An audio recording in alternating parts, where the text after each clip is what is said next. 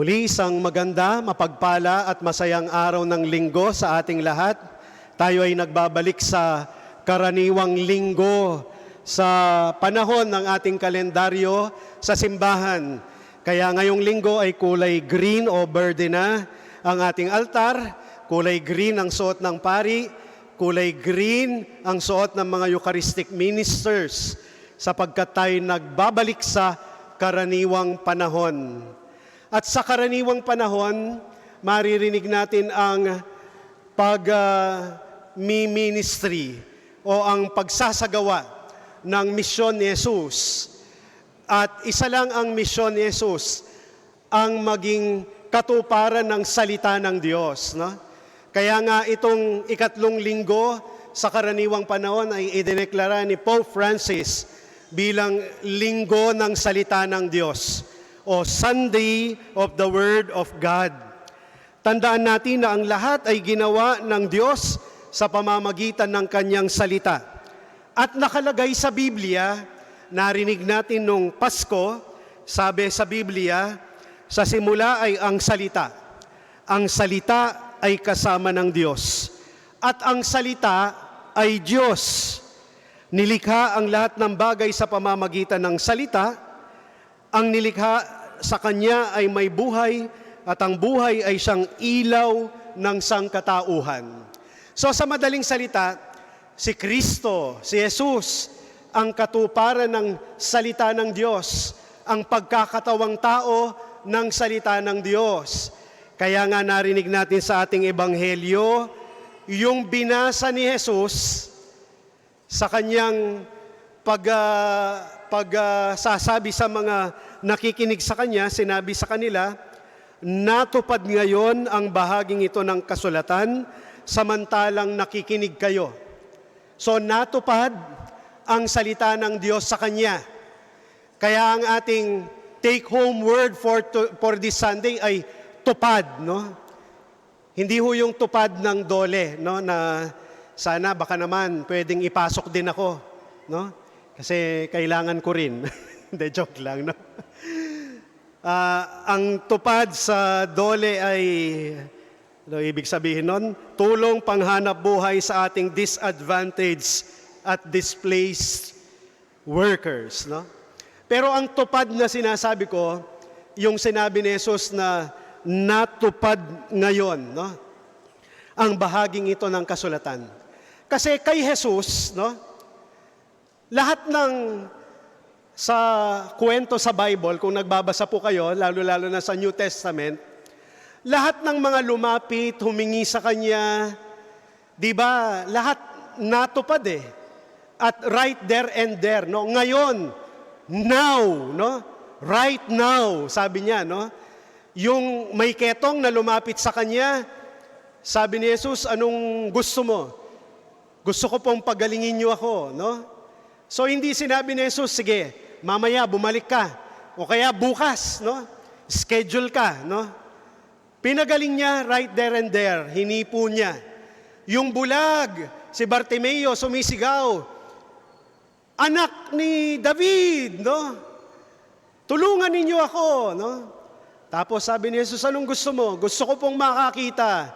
Hindi sinabi ni Jesus, o sige, bumalik ka sa susunod na linggo, ha? Pagagalingin kita. Right there and there, pinagaling ni Jesus yung bulag. Yung inilapit ng centurion, naalipin niya. At nahiya pa nga yung centurion, sabi, Panginoon, hindi ako karapat-dapat na magpatuloy sa iyo sa aking bubong. Sabihin mo lang ang salita at gagaling na ang alipin ko. At ganun nga, sabi nung mga kasama sa bahay, nung centurion, sa sandaling iyon, gumaling ang kanyang alipin. Yung biyenan ni Pedro na may lagnat, inilapit kay Jesus, hindi sinabi ni Jesus, teka muna, nakakahiya sa mga tao, ang dami nakapila.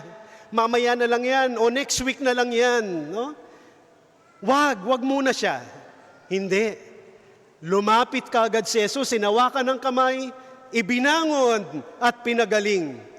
At hindi ba nung nasa krus na nga siya, yung magnanakaw na nasa kanyang kanan, sabi niya, Panginoon, isama po ninyo ako kapag kayo'y nasa inyong kaharian na. No?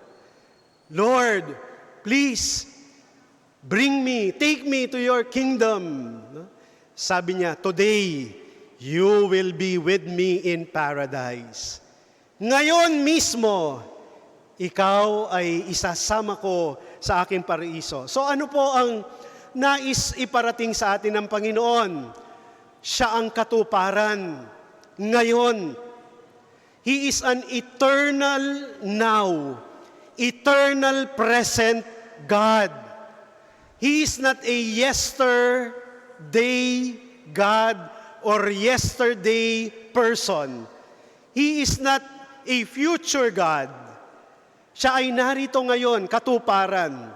Kaya nga ngayon, natupad na. Ano pa ba ang mga nais nating matupad na panalangin o hinihingi kay Jesus? Ano ang mga nasa bucket list natin na baka ngayon pwede nang tuparin o matupad? No? Alam niyo, some years ago, isa sa mga nakaantig sa akin sa mga tampok sa wish ko lang ay ang kwento ng isang dalaga na nagngangalang April Rose Lomongo. 2019 po ito eh. Siya ay isang magandang estudyante, masiyahin, malapit din sa simbahan, nagsisimba, pero sa kasawiang palad, siya ay natuklasang merong bone tuberculosis, third stage lymphoma o cancer sa edad na 17 years old. At halos 3 taon siyang nakipaglaban sa cancer. Sa mga huling sandali, huling araw at huling buwan ng kanyang buhay na nanghihina na siya, ay gumawa siya ng bucket list o yung mga nais niyang matupad bago man lang mamatay. At napakasimple lang ng kanyang bucket list. Ito ho ang nasa bucket list na nais ni April Rose Lomongo. April's bucket list. Una, sana magkaroon siya ng oxygen concentrator. Isang makina o machine na tutulong sa kanya para makahinga ng maayos. Pangalawa, makapunta sa simbahan. Pangatlo, maranasan muli ang Pasko. Pang-apat, makasama ang mga kaklase. At panglima, makasayaw ulit. Hinang-hina na siya. Salamat at nakarating ito kay Vicky Morales. Sinubukan ni Vicky Morales na matupad ang mga simpleng pangarap o bucket list ni April Rose. Isa lang ang material sa hiningi niya yung oxygen concentrator na meron namang nagbigay at ibinigay ng wish ko lang. Tinulungan siyang makapunta sa simbahan. Isinakay siya sa isang ambulansya at dinala sa isang malapit na simbahan para muling makapunta sa simbahan. At nung July ng 2019, kahit July pa lang, para maranasan niya muli ang Pasko, nagdekorasyon sila ng Christmas tree, Christmas lights, naghanda ang kanyang nanay, binigyan siya ng mga regalo.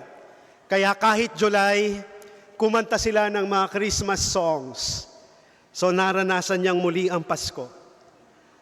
Pero pagdating ng September, tuluyan na siyang nanghina at tuluyan ng bumigay.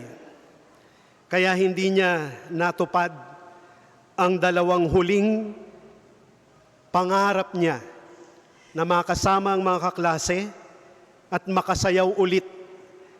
At ang nirequest pa nga niya, sana makasayaw niya si River Cruz, isang magaling na dancer. Pero dahil bumigay na at namatay na, hindi na natupad ang kanyang huling 2 listahan sa bucket list. Magandang paalala sa atin, no?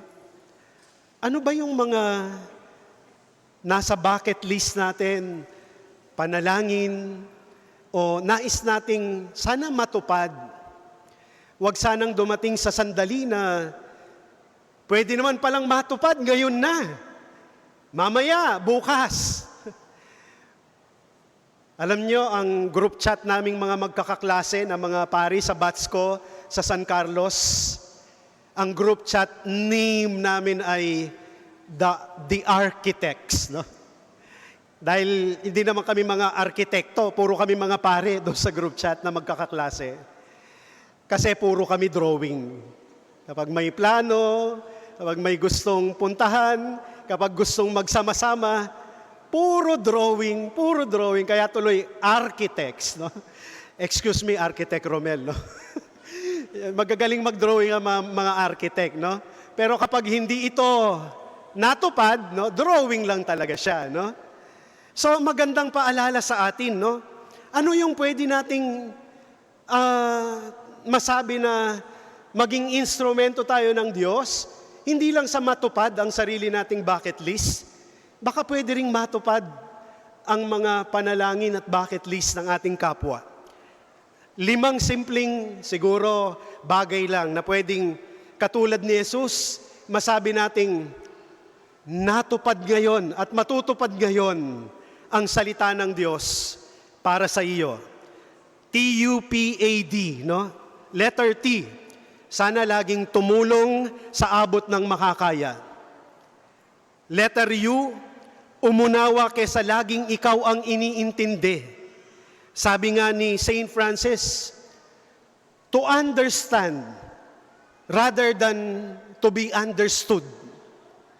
Hindi yung laging ikaw na lang ang dapat uunawain. Dapat ikaw ang una sa awa. Unang umunawa. Umunawa kaysa laging ikaw ang iniintindi. Letter P, pasayahin ang iba, wag lang ang sarili. Letter A, alalahanin ang mga mas nangangailangan. At letter D, damhin ang saya ng makadala ng salita ng Diyos at matupad ang salita ng Diyos sa kapwa. Mga minamahal na kapatid, sana ikaw ang maging katuparan ng salita ng Diyos. Lalong-lalo na sa mga nangangarap, nananalangin na matupad ang kanilang mga dalangin. Amen. Magsitayo po ang lahat.